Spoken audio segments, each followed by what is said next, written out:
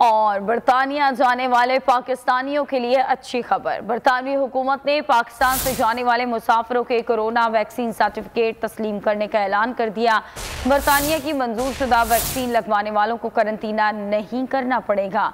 AstraZeneca, Pfizer, Moderna और Johnson vaccine लगवाने वालों को करंतना से इस्तिस्ना होगा।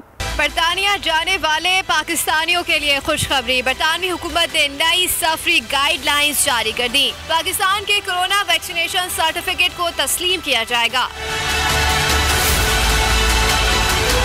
पाकिस्तान से जाने वाले मुसाफिरों को 11 अक्टूबर से वैक्सीन सर्टिफिकेट तस्लीम किए जाएंगे। बरतानिया की मंजूर शुदा वैक्सीन एस्ट्राजेनेका, फाइजर, मॉडर्ना और जॉनसन वैक्सीन लगवाने वालों को करंतना नहीं करना पड़ेगा। बरतानवी हाई कमिश्नर के मुताबिक मंजूर शुदा वैक्सीन लगवाने वाले पाकिस्तानियों को करंतना से इस्तिस्ना मिलेगा।